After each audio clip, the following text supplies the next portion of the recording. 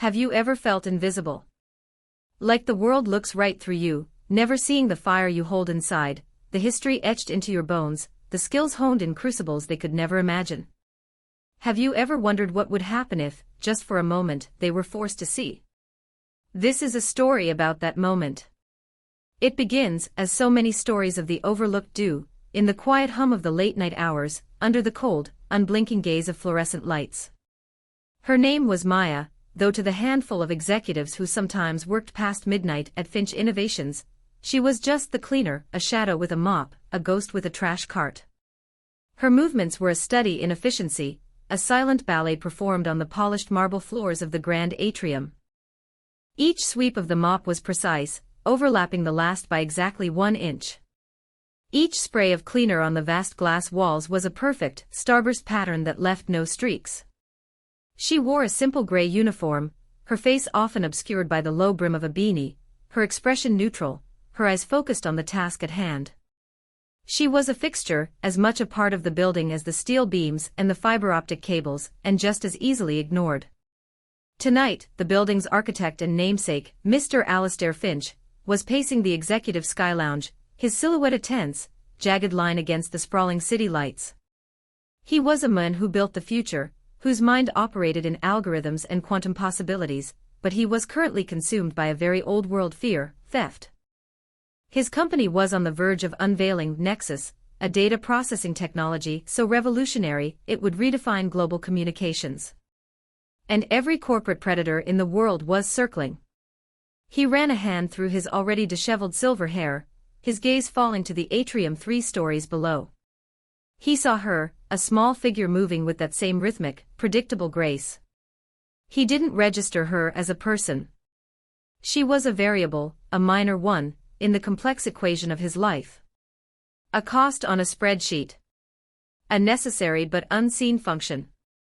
In a darkened control room nestled in the building's sub-basement, another man was watching her, too. Gavin Thorne, the head of security, leaned back in his leather chair, a dozen high-definition monitors painting his face in a shifting, sterile glow. He watched Maya push her cart across the lobby, his lips curled into a faint sneer. Thorne was a man who trusted technology implicitly and people not at all.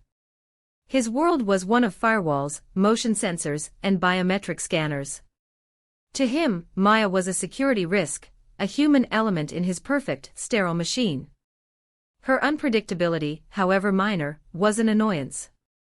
He'd argued for automated cleaning drones, but the board had cited optics, so he was stuck with her, this quiet, inscrutable woman who cleaned his sensors with a soft cloth, and never once looked into the camera lenses that tracked her every move. The building was a fortress of his own design, and he considered it impenetrable. But Alastair Finch's paranoia was growing, and that paranoia was beginning to infect the board. They wanted proof. They wanted a test. The pressure came to a head in a sterile boardroom the following week. The air was thick with the smell of expensive coffee and anxiety. Alastair Finch stood before his board, his usual charismatic energy replaced with a raw, nervous tension. "Nexus is our legacy," he declared, his voice tight. "But it's also a target. A massive, glowing target. We're talking about industrial espionage on a scale we've never seen before. We need to be more than ready. We need to be invincible." Gavin Thorne stepped forward, a clicker in his hand. A complex schematic of the building lit up the screen behind him. "And we are, Mr. Finch," he said, his voice oozing a practiced confidence. "I present the Thorne Aegis system.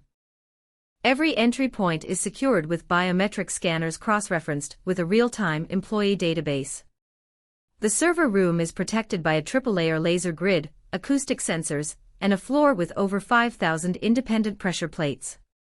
The entire network is monitored by an AI that can detect a deviation in air pressure caused by a fly." He clicked again, showing simulated breach attempts, all ending in bright red failure screens. "Nothing gets in. Nothing gets out.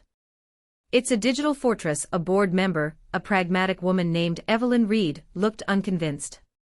"We've heard this before, Gavin. Every impenetrable system has a weakness, and it's usually human." Thorne smiled, a thin, condescending expression. The human element is precisely what we've minimized. Access is tiered, protocols are absolute. The system is designed to be smarter than the people trying to break it. Finch slammed his hand on the table, making the coffee cups rattle. I don't want theory, Thorne. I want a real-world test. A full-scale red team exercise. I want the best penetration testing firm on the planet to come in here and try to break your fortress. If they succeed, we find our weaknesses. If they fail, we get peace of mind. Thorne's confidence didn't waver. A waste of money, sir, but I welcome it. Bring in whoever you want. They won't get past the lobby. He was a gatekeeper in his very soul, a man who believed the walls he built were the only thing holding back chaos. He saw the world as a series of threats to be neutralized, and his system was the ultimate neutralizer. For the next week, Finch's office vetted security firms, each more expensive and elite than the last. But Alistair felt a gnawing unease. These firms were predictable. They thought in the same patterns as Thorne. They would test the technology, but they wouldn't test the spirit of the place, the unseen vulnerabilities that lived in the gaps between the sensors and the code. He wanted a different kind of test. He just didn't know what it looked like yet. The answer would find him, as they often do, in the dead of night, far from the polished mahogany of the boardroom. One night, Finch was working late, fueled by caffeine, and a relentless drive to personally review the final lines of the Nexus source code. A sudden flicker of the lights in his penthouse office made him jolt. His monitor blinked and a small, red error message appeared in the corner of his screen. Power fluctuation detected, sub-level 2, Lab 7. It was a minor alert, the kind the system would normally resolve on its own. But Lab 7 housed a critical prototype. Thorne's security feed for that sector simultaneously went dark. A cold dread washed over Finch. He grabbed his keycard and bypassed his private elevator, taking the emergency stairs 2 at a time, his heart pounding in his ears. He expected to find alarms blaring, a security team scrambling. Instead, he found silence. The corridor to Lab 7 was dimly lit by emergency lighting. As he rounded the corner, he saw the lab door was ajar. He froze, his mind racing through catastrophic scenarios. Then he saw her. It was Maya, the cleaner. She wasn't mopping. Her cart was parked neatly against the wall. She was standing in front of an open maintenance panel next to the lab door, a small flashlight held between her teeth. Her hands moved with a calm, deliberate certainty inside the tangle of wires, a stark contrast to the frantic energy coursing through Finch. He watched, hidden in the shadows, as she bypassed a fried circuit, rerouted a connection, and flipped a single, unmarked breaker. The main corridor lights hummed back to life. The security camera above her head whirred as it rebooted. She didn't even flinch. She simply closed the panel, wiped her hands on a rag from her cart, and was about to continue her rounds when Finch stepped out of the darkness. "What did you just do?" he asked, his voice sharper than he intended. Maya turned, startled but not panicked. Her eyes, which he now saw for the first time were a deep, piercing brown, met his without fear. "The secondary power conduit for this sector overheated, sir," she said, her voice quiet but clear. It tripped the main breaker but created a feedback loop that kept the system from registering the fault. "I just reset it manually." Finch was stunned into silence. Thorne's multi-million-dollar AI had been blind to the problem, but she had diagnosed and fixed it in minutes. "How did you know how to do that?" he pressed. "The panel schematics are on the inside of the door," she said simply, as if it were the most obvious thing in the world. "I noticed the wiring was inefficient when they were installed last year. It creates a heat bottleneck," she had noticed. She, the invisible cleaner, had noticed a flaw in the work of his high-paid engineers. He looked at her, truly looked at her, for the first time. He saw the calluses on her hands, the quiet intelligence in her eyes, the almost unnerving stillness in her posture. "What's your name?" he asked. "Maya," she replied. Just Maya. He stood there long after she had moved on down the hall, the rhythmic squeak of her cart echoing in the silence. The seed of an idea, a wild, impossible, and utterly brilliant idea, began to germinate in his mind. He wasn't just looking at a janitor. He was looking at his red team. The next board meeting was a powder keg, and Alastair Finch was holding the match. He had let Thorne and his team present their final, exhaustive list of recommended penetration testing firms. The costs were astronomical, the methodologies predictable. Thorne was preening, confident he had cornered Finch into choosing one of his pre-approved, and therefore manageable, opponents. When he was finished, a self-satisfied smirk on his face, Finch simply said, "No." The room fell silent. Thorne's smirk vanished. "Sir. These are the best firms in the world." Finch walked to the head of the table and activated the large screen on the wall. He didn't bring up a schematic or a proposal. He brought up a live security feed from the building's main network. It showed a hallway on the third floor. It showed Maya, quietly buffing the floor. "That's our red team," Finch said, his voice ringing with a conviction that startled everyone, including himself. A beat of stunned silence was followed by a burst of incredulous laughter, led by Gavin Thorne. Thorne choked out, wiping a tear of mirth from his eye. "The janitor? Alastair, with all due respect, have you lost your mind? This is a multi-billion-dollar piece of technology. We need to test it against corporate spies, state-sponsored hackers, not." Cinderella. The other board members shifted uncomfortably, their expressions a mixture of confusion and concern for their CEO's stability. Evelyn Reed, ever the pragmatist, spoke up. "Alastair, what is this? A joke? We need a serious assessment." Finch's eyes were locked on the screen, on the quiet, focused woman who had no idea she was the subject of this debate. "You want to test the system, Gavin," he said, turning his gaze to Thorne, his voice dropping to a low, intense register. "Your system is designed to stop predictable threats. It looks for professionals who think like you do. It anticipates technology, not intuition. It expects a frontal assault. But the real threat, the one that will bring us down, won't come from a team of commandos. It will come from the person you never see. The person who has walked these halls every night for 2 years. The person who knows where every camera has a blind spot because she's the one who dusts them. The one who knows which floorboards creak because she's the one who waxes them. You want to test your fortress? Let's test it against the ghost who already lives inside its walls." Thorne's face was a mask of fury and humiliation. "This is an insult to me and my entire department. She has no training, no clearance, no qualifications. Doesn't she?" Finch countered, a cryptic smile playing on his lips. "I'm willing to bet my company she's more qualified than anyone on your list." He turned back to the board. "The test is on. One person. 24 hours. The objective, reach the Nexus server and leave a marker. If she fails, I'll publicly apologize to Mr. Thorne and double his budget. But if she succeeds," he let the sentence hang in the air, the implication clear. His mind was made up. He was staking everything on the janitor. He was staking it all on Maya. That evening, Alastair Finch found Maya in the deserted employee cafeteria, methodically wiping down tables. The cavernous room, usually bustling with life, was now silent and empty, a perfect stage for the strange proposal he was about to make. He approached her not as a CEO, but as a man with a desperate, unconventional request. "Maya," he began, his voice echoing slightly. She turned, her expression unreadable. "I have a proposition for you. A job of sorts." He explained the red team exercise, the impenetrable fortress, the challenge.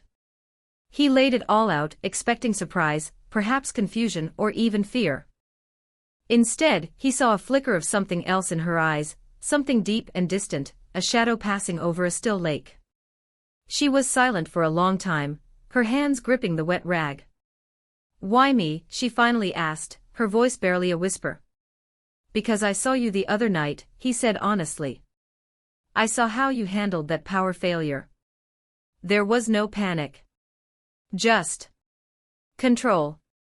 I think you see things other people don't." His words were a key turning in a lock that had been rusted shut for years. The mention of control, of panic, of a critical failure, sent a jolt through her. Her mind was ripped from the quiet cafeteria and thrown back into the screaming, chaotic darkness of another night, years ago. The smell of salt water and cordite. The percussive thud of helicopter blades. The weight of her gear, the familiar comfort of the rifle in her hands. She was Lieutenant Maya Jensen, callsign Echo, leader of a Navy SEAL team on a covert mission. They were deep in enemy territory, tasked with extracting a high-value asset from a fortified compound. Everything had been going perfectly, a symphony of silent, deadly efficiency. They were in the final corridor, just feet from their objective, when the trap was sprung. Not an alarm, not a hail of bullets, but a single, blinding flash. A flashbang, rolled silently from a side passage. The world dissolved into searing white light, and a deafening roar that felt like a physical blow. She was disoriented, her senses completely overloaded. Her training screamed at her to drop, to recover, to adapt. But for a split second, she hesitated. The sensory onslaught was more intense than anything she had ever experienced in training. That split second was all it took. The enemy used the confusion to extract their asset through a hidden exit. The mission was a failure. No one was killed, but in her world, failure was a kind of death. The official report cited an unavoidable environmental hazard, but she knew the truth. She had hesitated. She had frozen. The subsequent medical review found minor but permanent retinal damage from the blast, a convenient excuse for the brass to ground a rising star they now saw as fallible. She was given an honorable discharge, a medal for her service, and a future she no longer recognized. She had buried Lieutenant Jensen, buried Echo, and become Maya, the cleaner. A ghost. A woman who wanted nothing more than to be invisible. Finch's offer wasn't a job. It was an echo of the past, a chance to face the very demon that had broken her. "I'll do it," she said, her voice stronger now, the whisper replaced by a steely resolve. "But on one condition." Finch leaned in. "Anything, I do it my way," she said, her eyes meeting his. "No gear, no gadgets." "Just what I know." Finch nodded, a slow smile spreading across his face. "That's exactly what I was counting on." The night of the test, Finch Innovations was transformed. It was no longer an office building. It was a cage, a high-tech labyrinth designed by a spider who was now eagerly awaiting his fly. Gavin Thorne was in his element, buzzing with a vindictive energy. He had taken Finch's challenge as a personal crusade to not only prove his system's worth, but to utterly humiliate the woman who had been chosen over him. He walked Alistair Finch through the command center, pointing at the myriad monitors with a flourish. "Every measure is at maximum sensitivity, Mr. Finch," he announced, his voice dripping with smug satisfaction. "Laser grids are on a randomized sweep pattern. Floor plates are calibrated to detect a weight difference of less than half a pound. The AI is actively scrubbing all camera feeds for anomalous behavior. She won't make it 10 feet past the front door." Finch remained silent, his face a stony mask, his eyes fixed on the entrance monitor. Thorne, however, wasn't finished. He led Finch to a separate, smaller screen showing a 3D schematic of the final corridor leading to the server room vault. It was a narrow, 60-foot hallway. "And for our final layer," Thorne said, a cruel glint in his eye, "I've taken the liberty of installing a little surprise. A non-lethal, sensory assault system. Standard protocol for high-threat incursions." He zoomed in on several small icons embedded in the walls of the schematic. "At my command, this corridor will be flooded with a series of high-intensity strobe flashes and a disorienting sonic pulse. It's designed to overwhelm and incapacitate any intruder, giving my response team ample time to apprehend them. It's perfectly safe, of course. Just unpleasant." Finch felt a knot tighten in his stomach. He didn't know Maya's history, but he knew this was more than a security measure. It was a trap born of pure spite. Thorne was not just trying to stop an intruder, he was trying to break a person. "Is that really necessary, Gavin?" Finch asked, his voice low. "Absolutely," Thorne replied without hesitation. We must test the system against all possible deterrents.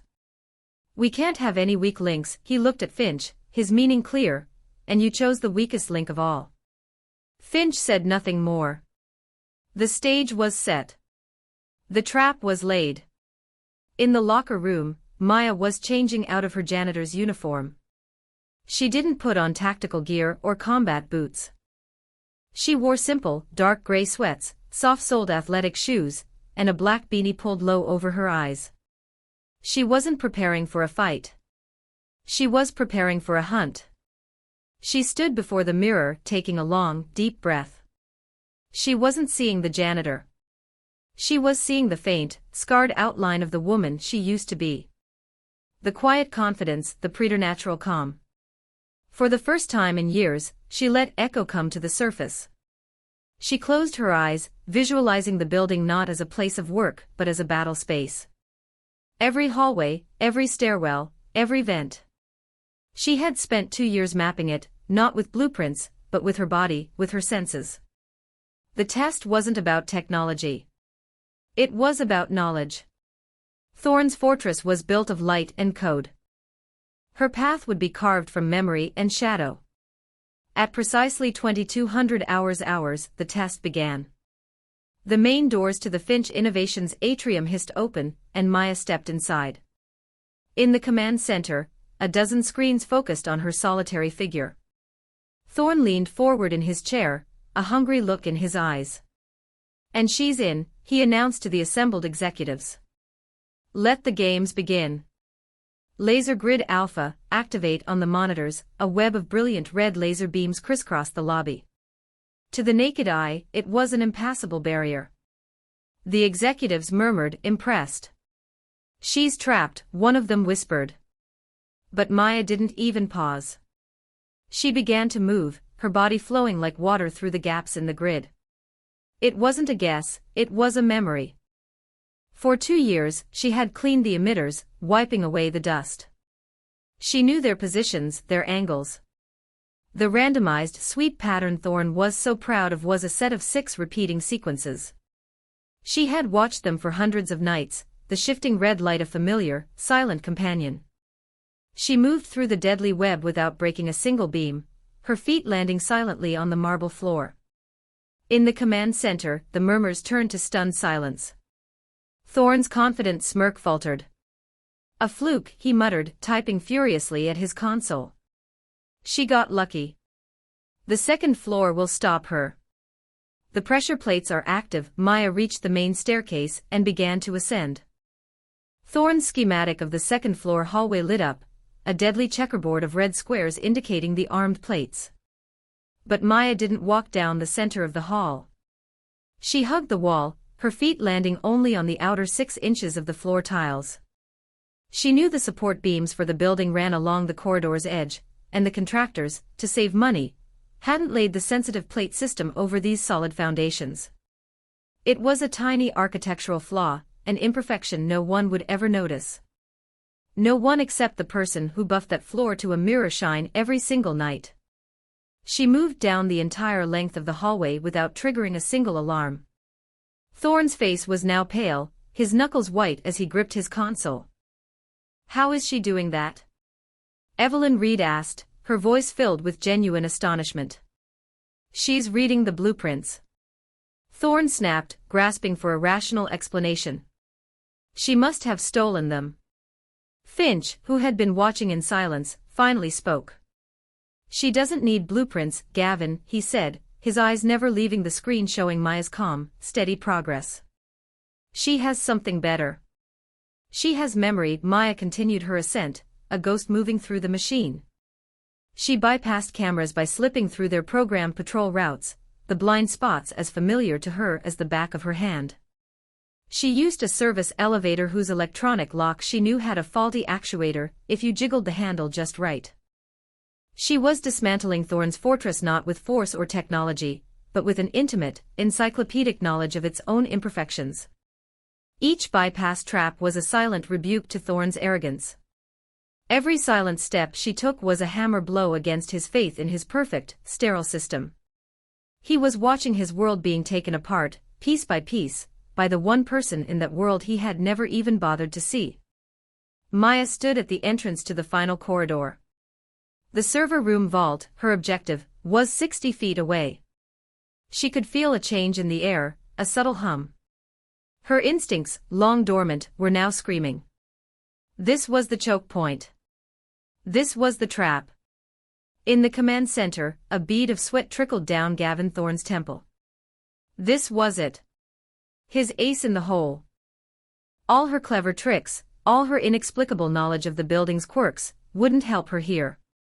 This was a direct assault on the human nervous system. It was foolproof. She's hesitated, he said, his voice a triumphant croak.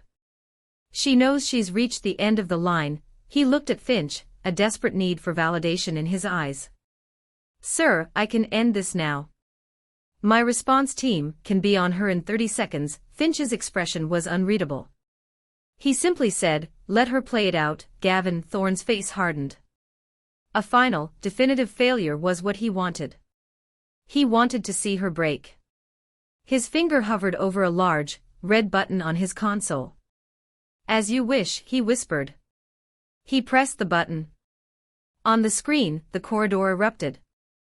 There was no sound as the command center's audio feed was designed to filter out such loud, damaging noises, but the visual was overwhelming. A series of synchronized flashbangs embedded in the walls detonated in a blinding, strobing sequence. The camera feed was instantly whited out, an ocean of pure, searing light. The executives in the room recoiled, shielding their eyes from the glare of the monitors. The light was so intense it felt like a physical presence. The feed flickered, went to static, and then slowly resolved. The strobes had stopped. The image was grainy, distorted by the overload, but the scene was clear. Maya was on her knees, her hands covering her face. She was motionless. Thorne shot up from his chair, a wild, victorious grin spreading across his face. Target neutralized, he shouted, his voice cracking with relief and adrenaline. System works. She's disoriented, incapacitated. It's over. I told you. I told you the human element is always the weakest link. He clapped his hands together, looking around at the board members for applause. But no one was clapping. They were all, like Finch, leaning closer to the main monitor.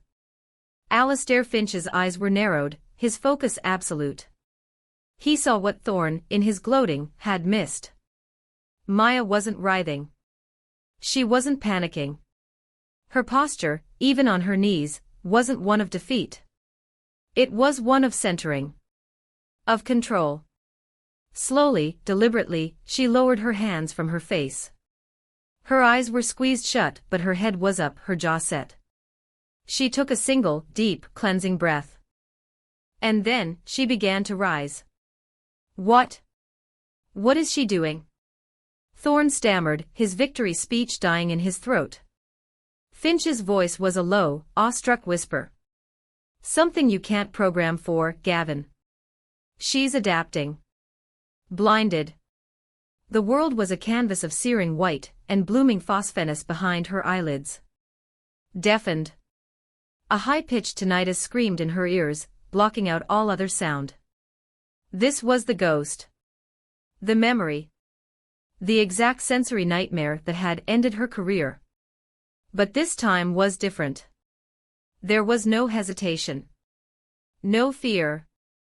In the sterile, controlled environment of Thorne's hallway, she was not a victim. She was home. This was the crucible in which she had been forged. Her training took over, a deep, primal instinct that bypassed conscious thought. Her other senses, long suppressed by the dominance of sight and hearing, came alive, screaming into the void. She could feel the subtle vibrations in the floor through the soft soles of her shoes. She could feel the shift in air pressure as the ventilation system cycled. She took another slow, deliberate step, her eyes still squeezed shut. The command center watched in absolute, spellbound silence. She was a phantom on their screens, a blind woman navigating a minefield. Thorne was frozen, his mouth agape, unable to process what he was seeing. Maya extended a hand, her fingers lightly brushing against the cool metal of the wall, using it as a guide. But she needed more. She needed to see. So she made a sound. It was a small, sharp click of her tongue against the roof of her mouth. Almost imperceptible. But in the ringing silence of her own world, the sound wave shot out, hit the opposite wall, the ceiling, the floor, and the obstacles in between, and returned to her, a ghost image painted on her mind's eye. Echolocation. The most basic and advanced form of navigation. Another click. She mapped the location of the next laser emitter, a small, hard shape protruding from the wall. Another click. She identified the subtle rise of a pressure plate Thorn had placed as a final, desperate trap. She moved around it with a grace that was terrifying to behold. She was no longer walking, she was flowing, a river of purpose in a channel of darkness. Her body was the system now, her senses the sensors. She was processing thousands of microdata points per second: texture, temperature, vibration, air density. This was a language technology could not speak. In the command center, Evelyn Reed finally broke the silence, her voice a hushed whisper of pure awe. "My God! What is she?" Alistair Finch never took his eyes off the screen. He felt a profound sense of shame for having seen this woman as nothing more than a janitor, and an even more profound sense of wonder at the resilience of the human spirit. "She's a Navy SEAL," he said, the words landing with the weight of a final judgment. "And Mr. Thorne, you just reminded her who she is." Maya reached the end of the corridor. The heavy steel door of the server room vault stood before her. She ran her hands over its surface, feeling for the seams, the keypad, the emergency release. Her fingers found the keypad. A standard digital lock. But she had seen Thorne's technicians install it. She knew they had used the factory default master code, confident no one would ever get this far to try it. Her fingers danced over the keypad, pressing the numbers from memory. A soft, electronic chime, which she couldn't hear but could feel as a faint vibration through the door, signaled success. The heavy vault door hissed open. She stepped inside into the chilled, humming heart of Thorne's kingdom. She reached into her pocket, pulled out a small, simple object, a worn wooden poker chip she carried for good luck, and placed it gently on top of the main Nexus server rack. The objective was complete. Her mission was over. Maya stepped back out of the server room, pulling the heavy vault door shut behind her. She leaned against the cool metal for a moment, her vision slowly returning in blurry, swimming shapes. The high-pitched whine in her ears was beginning to subside, replaced by the low hum of the building. She opened her eyes. The first thing she saw was the security camera at the end of the hall, its red light blinking. She looked directly into the lens, her gaze steady, clear, and utterly unflinching. It wasn't a look of triumph or of anger. It was a look of simple, profound self-possession. She had faced her demon and exorcised it. In the command center, that look hit them like a physical blow. It was the gaze of a person who had been to hell and back, and was no longer afraid of anything. The silence was absolute, broken only by the soft, defeated sound of Gavin Thorne slumping into his chair. It was over. The aftermath was swift and decisive. There were no recriminations, no grand speeches. Thorne was not fired, but something worse in his world, he was rendered irrelevant. Finch placed him on an indefinite, administrative leave, his fortress of technology exposed as a fragile glass house. The true change happened the next day. Alistair Finch didn't summon Maya to his office. He went to find her, back in the employee cafeteria, long after her shift should have ended. She was sitting at a table, sipping a cup of tea, as if nothing had happened. Finch approached, not with the arrogance of a CEO, but with the humility of a student. "I don't know what to say," he began, his voice thick with emotion. "Thank you seems inadequate. What you did last night, I did what you asked," she said simply, her gaze calm. "You did more than that," Finch replied. "You showed me that the greatest asset in this company isn't the technology we build. It's the people we overlook." He slid a keycard across the table. It didn't say head of security, it said director of special projects, I'm dissolving the old security division, he said. We're starting over. I want you to build it. A new team. One that understands that the strongest systems are built on human intuition, not just code. One that values people. Your title, your salary, your resources. They are whatever you say they are. All I ask is that you help me see the things I've been blind to. Maya looked at the keycard, then back at Finch. A small, genuine smile touched her lips for the first time. She didn't accept for the title or the money. She accepted for the recognition. She accepted because the ghost named Echo and the janitor named Maya had finally become one whole person. The final scene is not of boardrooms or command centers. It's of Maya, months later, walking a new recruit through the atrium. She's not wearing a suit or a uniform, just simple, practical clothes. She's teaching them not how to monitor screens, but how to observe. How to listen. How to see what's really there. We just saw a woman who was invisible become invincible. We saw a gatekeeper's fortress of arrogance crumble, and a leader's eyes open. How many hidden heroes walk past you every day? The person who cleans your office, the one who serves your coffee, the guard who watches over you at night. Their true potential is a fire waiting for a single spark of recognition, a single moment where someone bothers to look closer. Their pasts are novels you have not read, their skills oceans you have not explored. Look closer. See the person, not the uniform. Value the quiet competence that seeks no applause. And remind someone today that you see them, truly see them, for everything they are. Share this story if you believe every person holds a hidden greatness, just waiting for a chance to be revealed.